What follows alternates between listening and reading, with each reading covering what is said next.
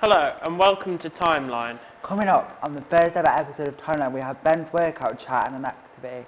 Then it's over to Matthew with a walking series called Hit the Pathway. Then it's over to Mayton with a short film called Keys. Then it'll be time to pass the spotlight over to Nina as she shares her top 10 photography tips. Whether you're an amateur enthusiast or a seasoned pro, Nina's insights to inspire and elevate your photography Then game. we hand over the microphone to Millie for the latest developments, thrilling races and insights from the F1 circuit. Buckle up, racing fans, as Millie takes us through the twists and turns of the Formula One universe. Then it's time for a takeover as we hand the reins over to Timeline to the Lincoln media team. And they have some fascinating content, but more about that later. That sounds like a jam-packed show. It sure is, Jack. How are you, Matthew? I'm very well, Jack. How are you? How has today gone to you, I think? I think it's gone alright, yeah. Now, you don't want to hear us just waffle on, so take it away, Ben. Hey, I'm Ben, and I'm the sports correspondent for Timeline TV. And today I'll be going over a few arm exercises you can do from the comfort of your own home. So today I'm going to be using these two dumbbells, which you can get from next to anywhere for cheap as well. I think Asda, Tesco, Lidl, Decathlon, anywhere like that sells them. Okay, so we're going to do standard bicep curls now. So like this. Keep the elbows tucked into your sides. And remember to keep them controlled. Don't let them go all over the place. If you're going all over the place, you're probably using too heavy or too light. Okay, so you're going to do 12 of these.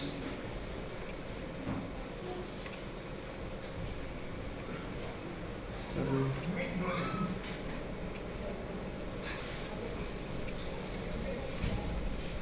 11, 12. You're going to do 3 sets of them. Okay? So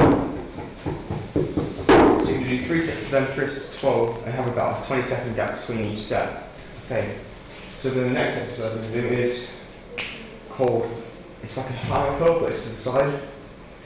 So it's changed a bit. I've made a few adjustments to it. So it's like this. You need to keep your shoulder like tucked into your side. And do that for 3 sets of 8.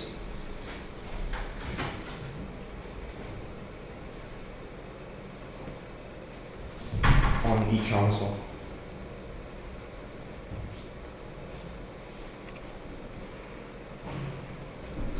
6, 7, 8. And then, so with them, those two exercises, they may target the bicep one, which would first targets the front part of the bicep, which is like the long head. And with the side hammer curls, they both target the long head bicep and the tricep as well. We're using that. That motion is like a tricep pull down. So as you can see on that. So they're the best two. We've got 2 more exercises to do now. So the next one we're going to do is a lateral raise. So we're going to do 3 sets of 8 of these. Okay. So with these, you need to try and keep the arms as straight as you can, try not to bend them.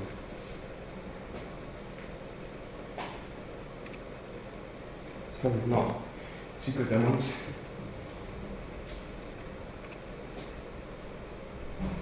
Okay, that's 8. So you're going to do 2 or 3 sets of them, depending on what, how many reps you do. So I did 8, so I'm going to do 1 more set of them. And then that'll be a complete set. But that targets the top of your shoulder on each side, and then the side of your arms, and then it's in the name, but it's targets your lats, which is like that muscle. You can probably see that there. And then the last one we've got is today is we've got these are just called front raises and stuff. So basically you want to, it's basically the same as them, but we're doing it to the front, so we're going to do 2 sets of 6 of these. just target the front of your shoulders, which makes it give us that boulder look. So just like this.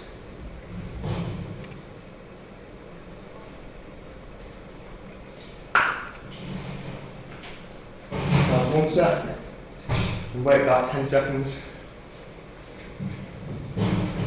But this targets the front of your shoulders, so it makes it like a more round look. So when we wear a t-shirt, it would be like popping out and like shining a bit more, standing out a bit more. Okay, last 6.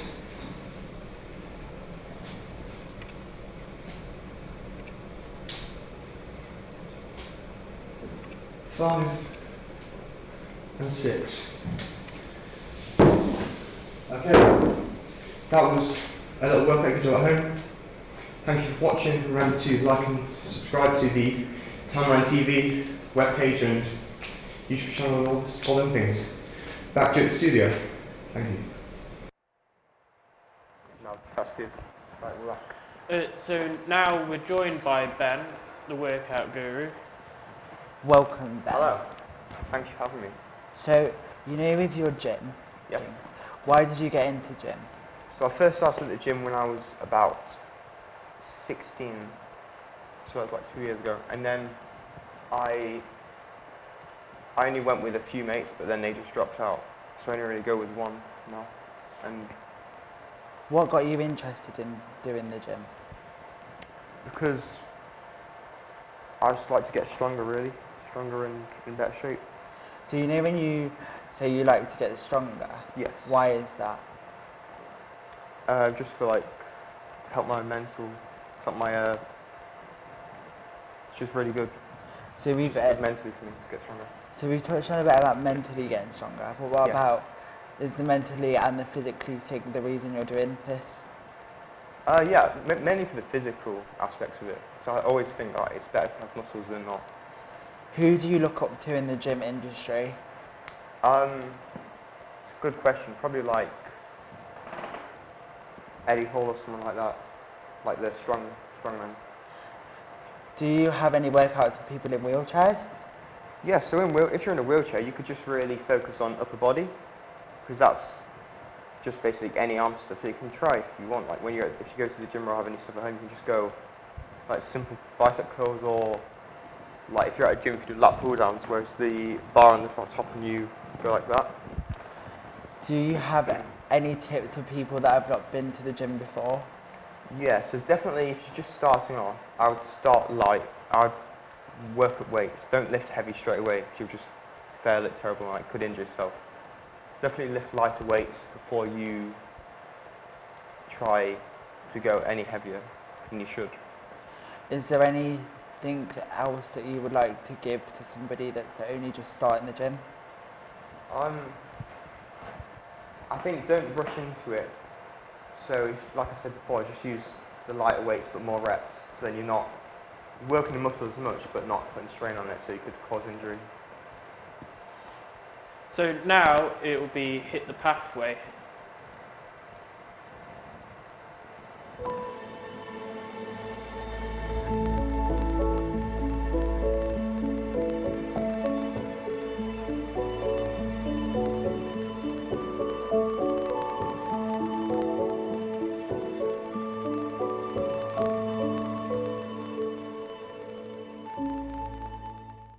Hello and welcome to Hit the Pathway. Today we're going to explore the fascinating Holodite Lane right here in Fernwood. But before we start our walk, let's talk about the historical gem that's just a stone throw away, RAF Boulderton. RAF Boulderton, just a short walk from here, played a significant role during World War II. It was an important base for the Royal Air Force, housing hundreds of planes and serving as a crucial hub for air operations. Today, it stands as a reminder of our history and the sacrifices made by those who served there. Now let's get our walk started. But first, why is it so important for our physical and mental health? Let's find out. Walking is a simple yet effective way to improve your physical health. It helps increase your cardiovascular fitness, strengthens muscles and maintain a healthy weight. And the best part is it's a low impact exercise suitable for people of all fitness levels.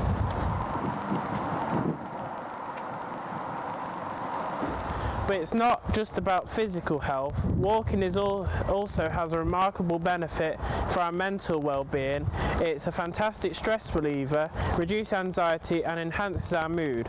Taking a walk in this serene place like Holodite Lane can be a great way to clear your mind and connect with nature. As we stroll through Holodite Lane, we are surrounded by nature's beauty. The lush greenery, chirping birds and the gentle breeze makes it a perfect place for a relaxing walk. Remember, walking isn't just about exercise, it's an opportunity to appreciate the world around us. Enjoy the little things along the way, like the colourful flowers and the sound of leaves crunching beneath your feet. And that's it for today's episode of Hit the Pathway. We've explored Holodite Lane, learned about the historic RAF Boulderton and discussed the importance of walking for our physical and mental health. So grab your walking shoes and get out there, explore your local area and discover the pathways that can lead you to history, tranquility and well-being. Until next time, keep walking and keep exploring. That was very interesting, Matthew. How did the filming process go? It went very well, I think. The only sort of thing I would say is maybe like make the script slightly better on it next time. Which locations did you go and see? This time we went to see Holodite Lane, but it's not the location I originally sort of wanted to do. What was the location that you originally wanted to do? I was going to sort of originally do like the Farmden location near the river, but it was just raining that much that it was just like out of the question for this one. Did you enjoy filming it? Yeah, I'd say I enjoyed it, like, because like there was quite a lot of wildlife down there and stuff. What were your thoughts on the whole of the production? It went quite well. The editing process went very well. It was quite quick actually. Did your feet hurt after your walk? A little bit, Jack. Do you fancy giving them a massage? No, I'd rather not. Would you do anything differently? Probably maybe a location slightly further afield next time, yeah. Is there any like wildlife that you saw? There was a few things. So we saw like a squirrel and a bird and that, but there weren't a lot this time. Do you have any other locations that you want to see that's not just around Newark? And maybe like the Rufford Ford, like that's quite a famous landmark now after all the YouTube videos on it. Did it help your mental health? I'd say walking definitely did help it, yeah. Would you do anything like this again? Yeah, so I'm planning to do another couple of episodes throughout the shows. Would you like to bring anyone else with you on these shows? Hopefully, yeah, we could hopefully like bring another college student or someone along and chat to them a bit longer. Would you do anything differently as your time in Hit the Pathway? So what I'll do different is maybe like try a different editing style or colour grade on it or something, or maybe a bit more voiceover on it. Do you have any more locations for like people in wheelchairs or people who can't walk properly? I would say the Sconce and Devon Park one would be accessible because they've got car park, cafe, that sort of thing. Anyway, now we have a film premiere from our resident filmmaker May Tong. The film is called Keys and it's a continuous one-shot film. So grab your popcorn and watch.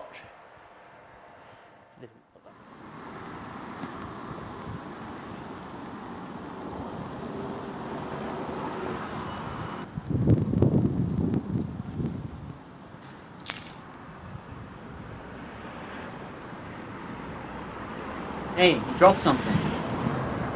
Excuse me. Oi, you fucking spaghetti brain moron. Yeah, that's right. Run away like the coward you are. You're messing with the wrong guy, pal.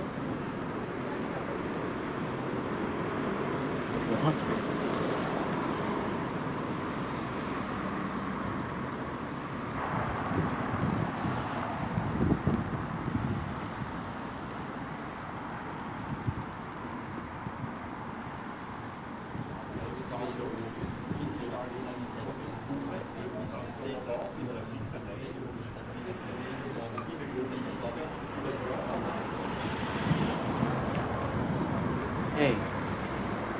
please. Oh, cheers for that. I didn't even realise I dropped you. Okay, thanks, both. Yeah, no problem. Bye.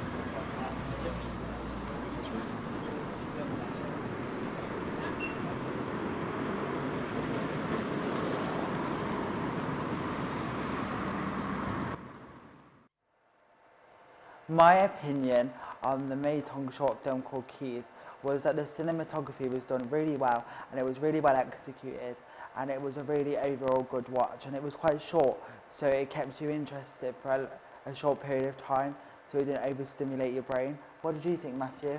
I quite like the cinematography, and especially like with the location and like how the trees are sort of turning colour. That made it look quite good.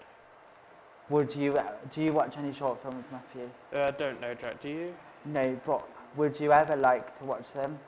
Probably in the future, if like I know what sort of them are. Yeah. Would you ever do short films yourself? I could probably give it a go and we'll see how it goes, I suppose. Yeah. So you know with Me Tong's short film, Yeah. what else did you like about it? I quite like the one shot like idea, how it's just like one thing and like it's not got cuts anywhere. It was a really good idea to have it as a one continuous shot because everything happened at the same time and it was just really over fun and you knew what to expect. But I would also like to dabble in the short film industry. Would you? Yeah, I'd like to give it a go. Is there anything that caught your eye or made you think, oh yeah, I really like that? Probably I'd say just the location, because it's quite a nice location, like a park sort of setting. Do you think there was anything, so if you were in the short film industry and you did a short film, is there anything that you would put in there straight away or would you take out? Not too sure actually. What would you sort of do? I would definitely carry on with the continuous one shots because I think they're a great way to get what you need done. Yeah. And it like there was no breaks, so everything happened quite smoothly. Yeah. But also like, is there any short films that you watched? Is there any short films that you watch? No. Now it's over to Nina with her 10 top tips for photography. Let's hope we all become better photographers. Take it away, Nina.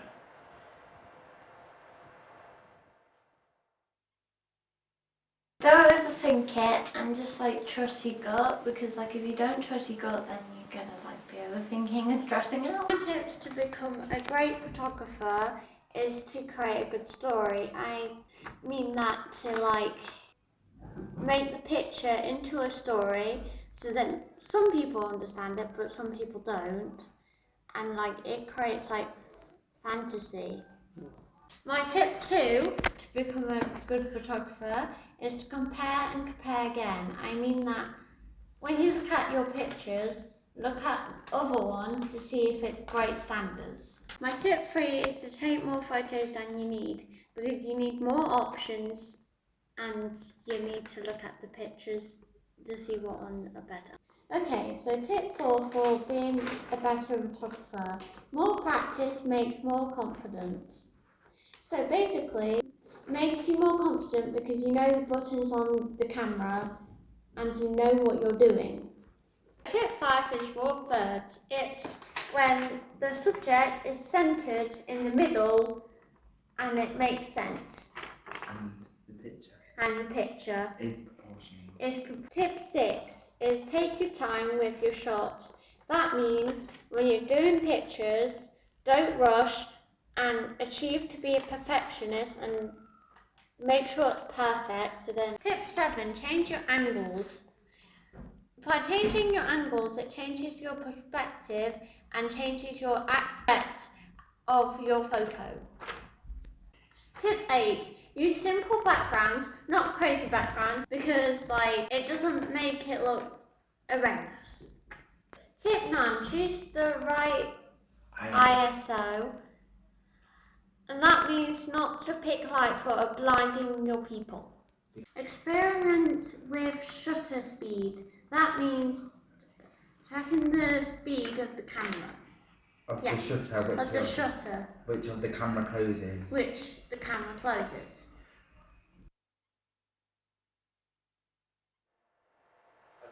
There were some great tips in there. Which tips did you like, Matthew? I like the one where like Nina said like take more photos than you actually really need to. Then you have it, make sure it's all focused and it doesn't have a blur on it. Which tip did you like? I liked every single tip because I thought they were really like imaginative and it would really help you. What do you think of photography as a whole? I quite like it. I sort of like try and take a few pictures of like my car, nature, like and that sort of thing. I bet you said that you take pictures of your car and nature. Why do you do that? It's just because I'm interested in them sort of things. What sort of things are you like interested in? I like taking pictures of my family and my friends because obviously they're memories for life. But is photography something that you would like to do in the future?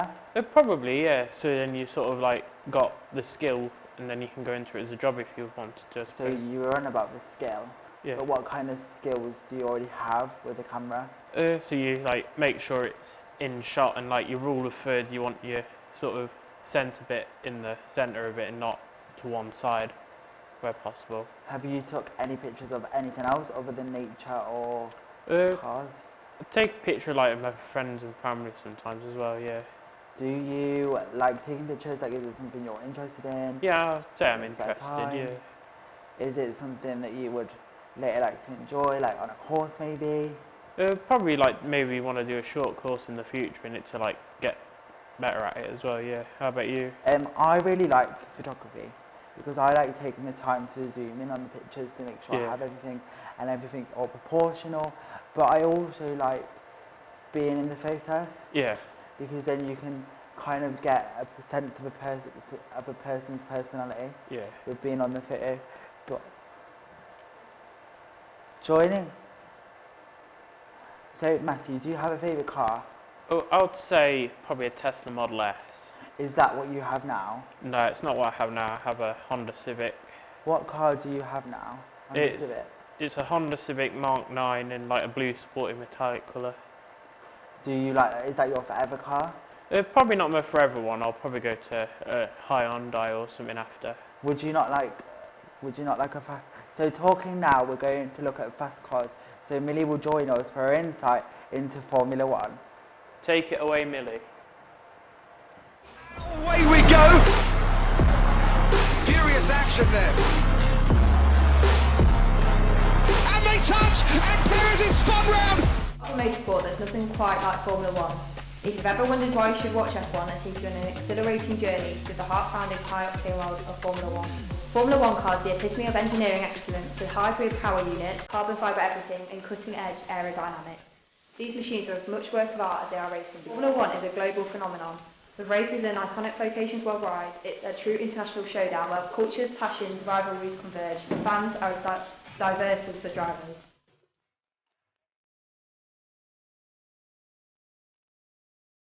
What really makes F1 special is the fierce competition. Every race is a battle of wit and skill. It's not just about who has the fastest car, it's about strategy, management and split-second decisions.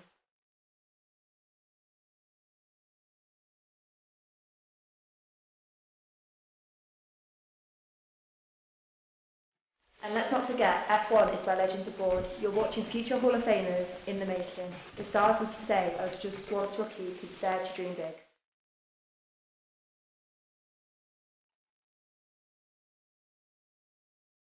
Why should you watch Formula One? Because it's a breathtaking combination of cutting-edge technology, high-speed action, global unity and fierce competition. It's a world where passion meets precision and every race writes a new chapter in the history of motorsport.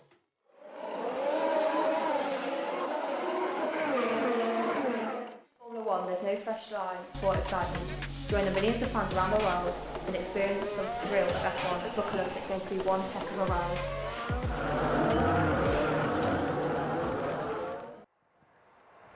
So, hi and welcome to Timeline, Millie. So first off, Millie, what sparked your interest in Formula One? I think just really the fast cars. I think the adrenaline of watching it, because some days you'll have really boring things, but a lot of the time it'll be really interesting. So are you an adrenaline junkie? Yeah. Because you love the adrenaline? Yeah. When I was younger, I used to go-kart until I got into a crash with it with my parents, so I just didn't go-kart really after that, but I find it in either way I can. What team do you follow along with the most? Mainly McLaren and Ferrari. I don't know, I've always loved them since I was a kid. Ferrari especially, that was one that my family brought up when I was younger. Do you follow another motorsports such as Formula 2? Yeah, I do follow Formula 2. A lot of the time I do watch Formula 2 more than I watch Formula 1, just because it's more interesting in a way, because it's younger drivers that will be going into Formula 1, so it's just kind of cool to see them go up. And then you've got like Formula E as well that I love. So. Have you ever been to a Formula 1 like? No, but I'm hoping to go to Silverstone next year with 2 of my friends, I think it is. So for the people that don't know Silverstone at home, what is Silverstone? Silverstone is the home of British Grand Prix racing, so it's where one of the Grand Prix is held, and it's just one of my favourite things. Who is your favourite Formula 1 driver and why?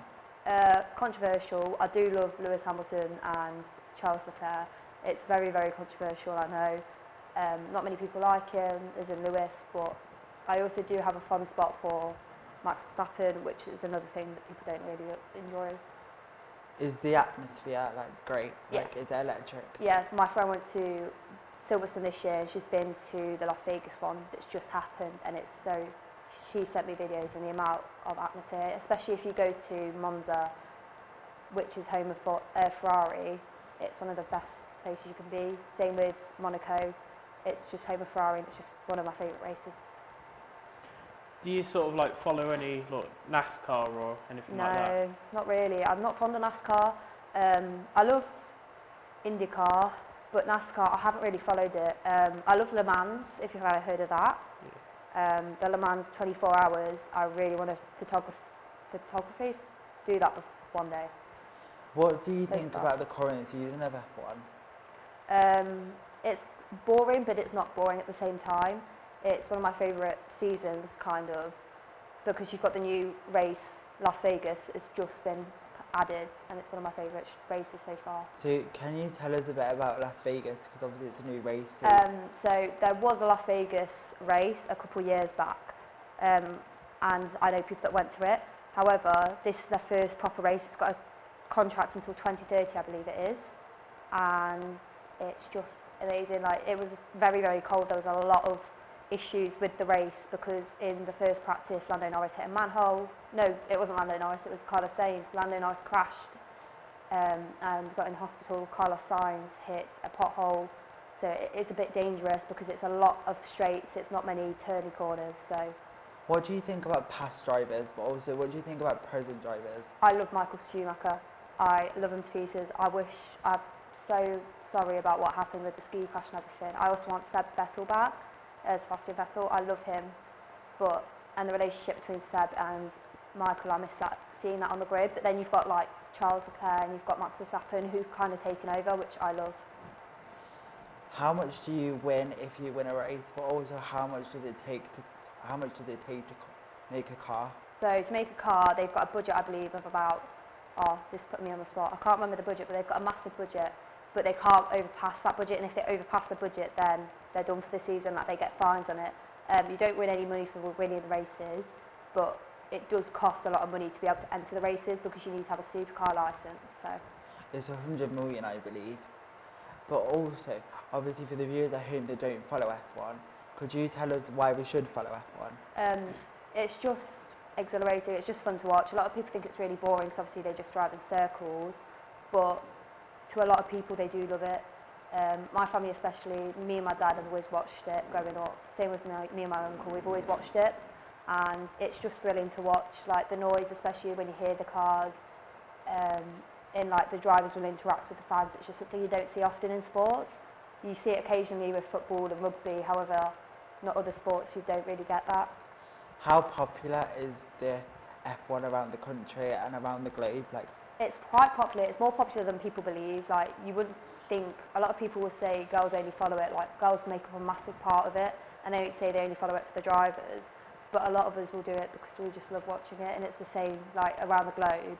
You've got, it's a majority of female viewers, and you've got the odd man that watches it, if that makes sense. So it is quite popular. So now we're going to a quick ad break, but join us after the break.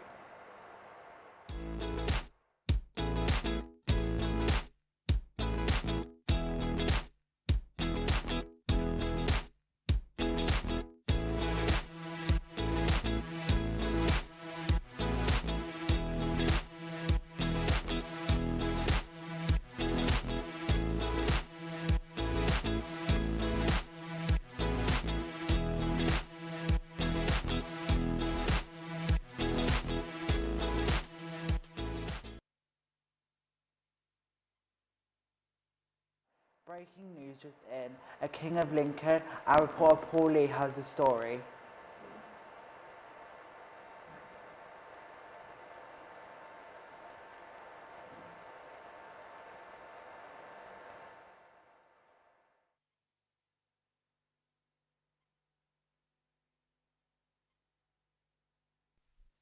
Our next story.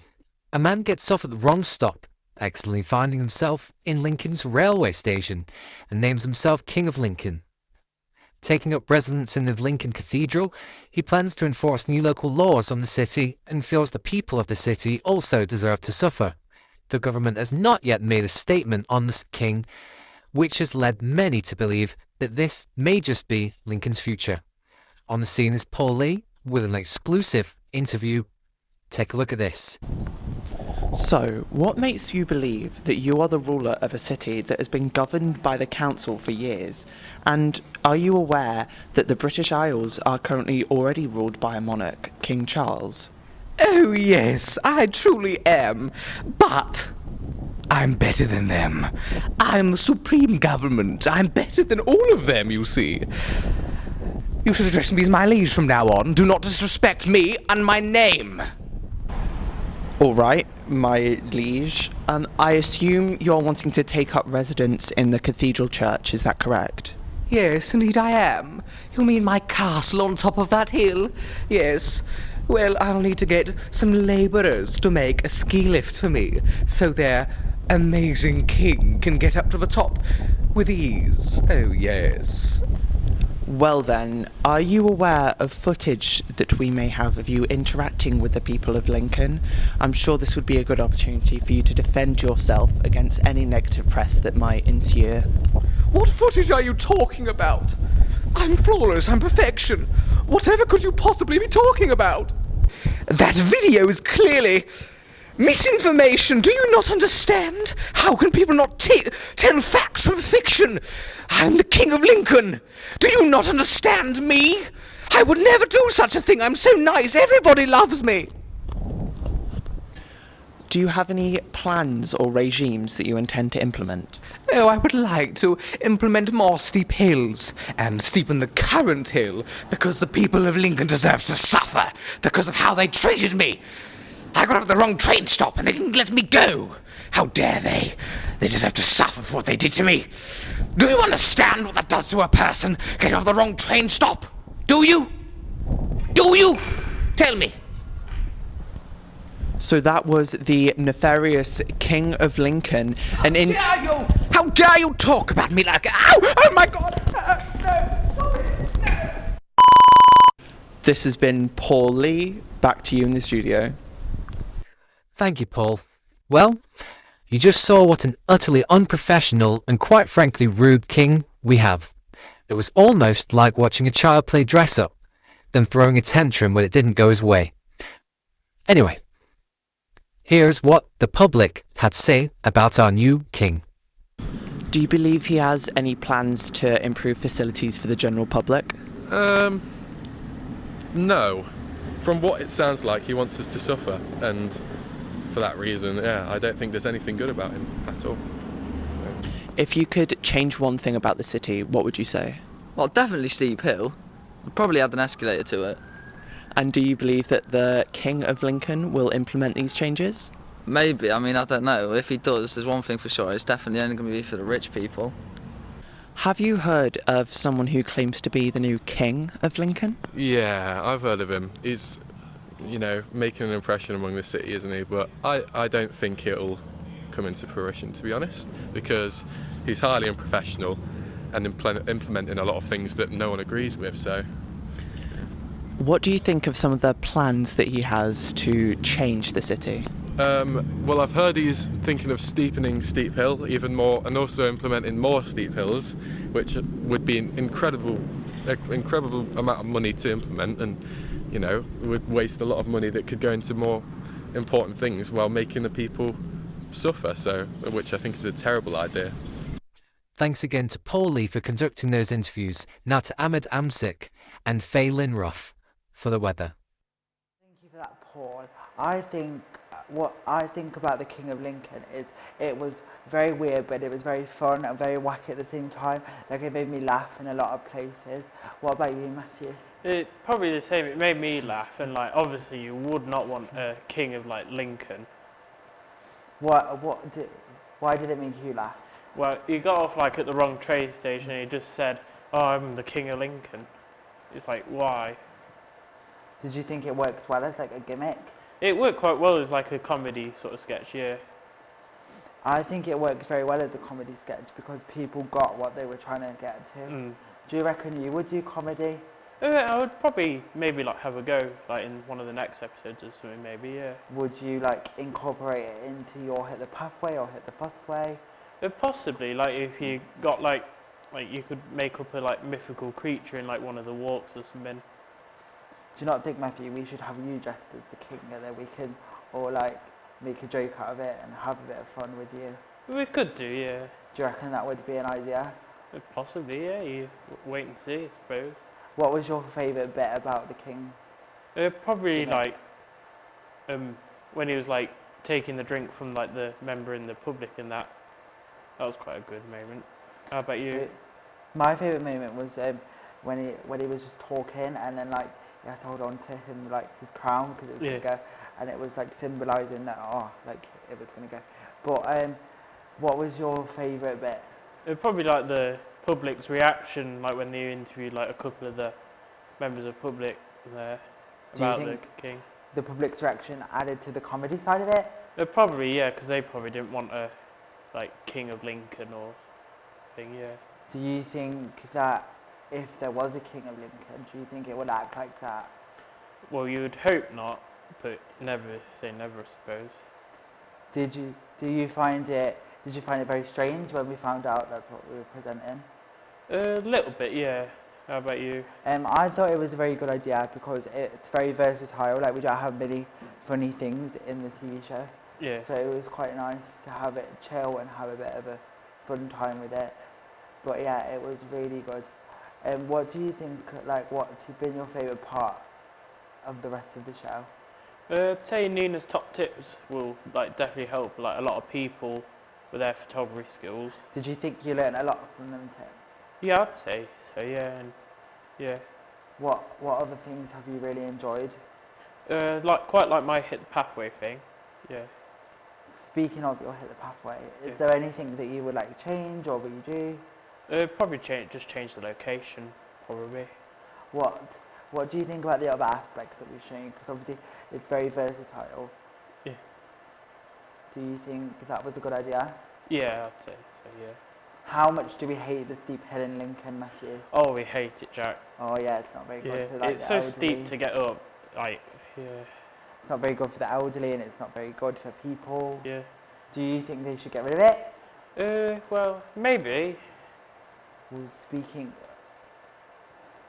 Do you reckon they should flatten it? Well, they should be able to flatten it, but it'd be like, quite hard, I suppose. Even if it's a historic landmark, do you think they should get rid of it? Probably not, no.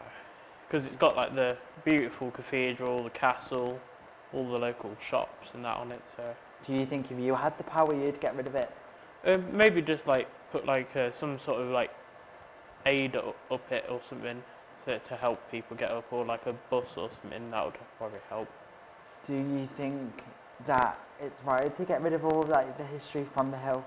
No, because it's like built up over like generations, and that like people's businesses are on it and stuff. Would you like to go and see the hill and see if it's as steep as what people say? Yeah, so we could probably visit. So now let's find out. We now have the story of the steep hill.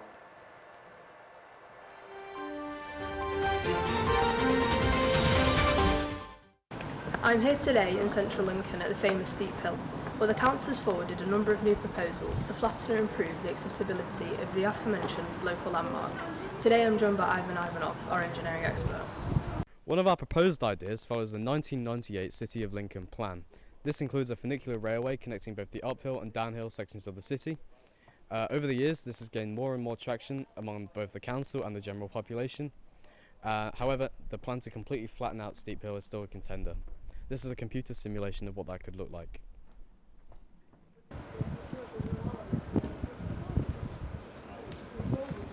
Thanks for explaining that, Ivan. Now we're going to see what the public thinks of the proposed plan for the flattening of Steep Hill, as some people are calling it. Over to you, John. Hello. What are your thoughts on Steep Hill? I think it's very visibly appealing. However, going up it as someone that's elderly, like obviously our generation's fine, but if you're elderly, they may struggle to go up it because it's so steep. And so, because there's so many elderly people that walk up and down Steep Hill and around the Bellgate downtown, it may become an issue for people like that. What do you think of Steep Hill so far? Oh, why? Just honestly, too steep. They need to make it either less, you know, or sort some way around it. It's a hassle in my life. I see. I constantly am just at home thinking about Steep Hill. Just, oh my god. Now, what are your thoughts on a funicular railway up Steep Hill? Do you know what a funicular railway? No, I don't. It's essentially a tram. I think any adjustments to make it better would be welcomed by the entirety of Lincoln. And finally, do you agree with the council proposing that we flatten Steep Hill entirely? Flatten it? Yeah, 100%. It serves no purpose. It's just a historical monument now. I think that's a terrible idea, because when you look at it from afar, downtown, anywhere, you see the cathedral because it's at the top of Steep Hill. It's a big, you know, tourism thing for the city. If you flatten Steep Hill, you wouldn't see it as much. It wouldn't be as significant, so it's not worth doing it all. It's also far too expensive, rather than the railway that would go up. I think it's a terrible idea. I do actually have I have questions about this. How are they proposing to crush the hill? Well, they haven't quite specified, but I'm assuming they'll just bring together machines, bulldozers, and destroy the historical remains. Good. I mean, I am a fan of destroying history. I am well known for saying, on camera, down the lens, I think we should get rid of all history. Are you hearing this, people? History, no more. History is not needed. What's the point? To remember things, too much energy. You heard it here first, folks. Thank you for your time. Thank you. So there you have it, an ancient city with an ancient problem. Only time will tell what will happen in the future, but it's clear the people of Lincoln have their hearts set on flattening this historic landmark.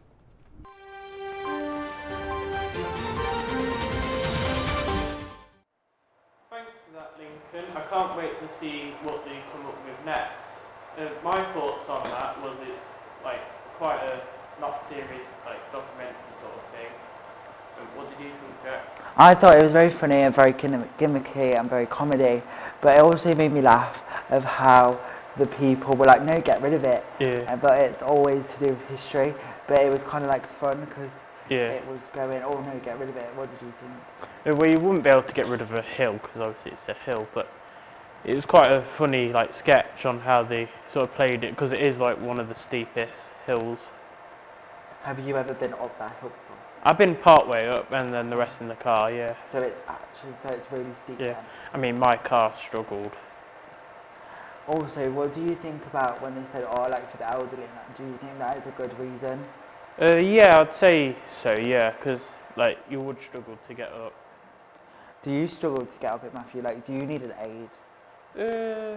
I wouldn't say I need an aid yet, but maybe in the future. Do you reckon the hill could change in the future? Well, you never know. It could change from ground movement or something, I suppose, yeah. Do you think it should change? Do you think there should be a time to change? Well, they might have to change it for help people up and make it. Do you think that they should get aids for people Yeah. they need to go up the hill?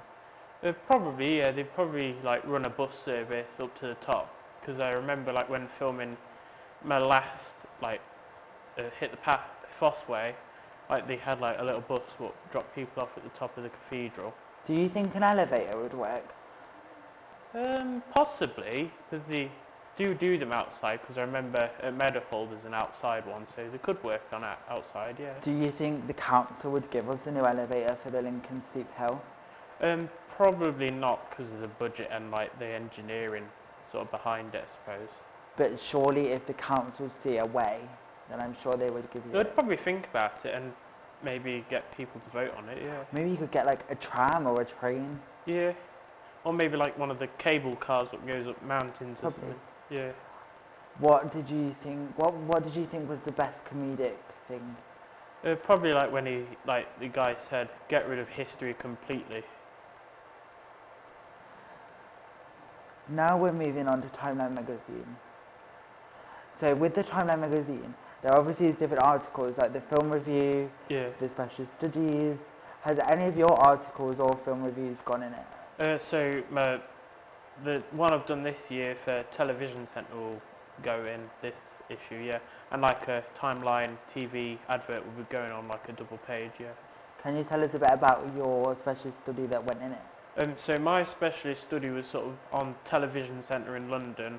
I thought do that because it's similar to sort of what we're doing here, and like it's quite an iconic building where the BBC were, and that's where they make ITVs this morning and Lorraine and from. I think it's really good to see that the Timeline magazine is only run by like one person, because it's one person doing all the jobs, so I think that way it's good. But also I think it's good because we're able to put our own ideas into it. Yeah. And it's really like fun and it's a way to get in. We also have Eve, who is the editor and the main person that does it. But let's meet her.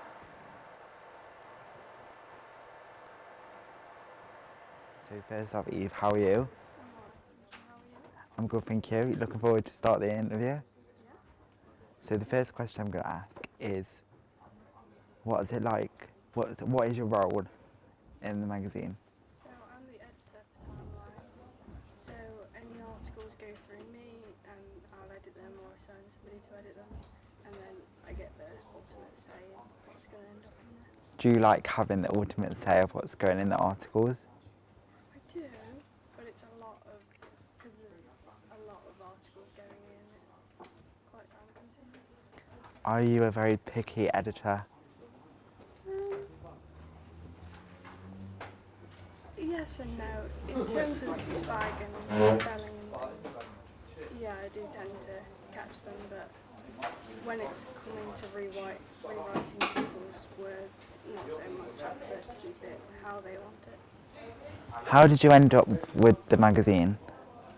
So, I've always liked English and editing, so when the opportunity came up in the course to do something that combined them both, I took it, and last year I did magazine twice, and this year I was able to do the main one. Is it easier to combine them both in the magazine, or do you wish you'd just focus on one? I mean, the two go quite hand in hand, so it's an okay job to do. What's your favourite job to do in the magazine? I do prefer editing to writing. Yeah, I prefer to read somebody else's work than write it myself. Why do you prefer that? I've always preferred reading to writing, so in studying English I've always been much preferred reading the books and novels, and writing it and editing is kind of that, just picking out what doesn't need to be in there. How many articles will be in, how many pages will be in the magazine? There's about 50, that includes front cover, back cover, adverts, forwards, anything like that. What would you say to somebody who wants to start writing their own magazine? Probably just go and do it. You don't know if you like it until you do it, and yeah. What is your top tip for anyone that's starting to do a magazine? I think research. Last year I went in without much research, and it didn't always go the way I wanted, but this time I knew what I was doing because of last year, and I did a lot more research, and I think it definitely helps. What would you say to people who would give up after not making much research?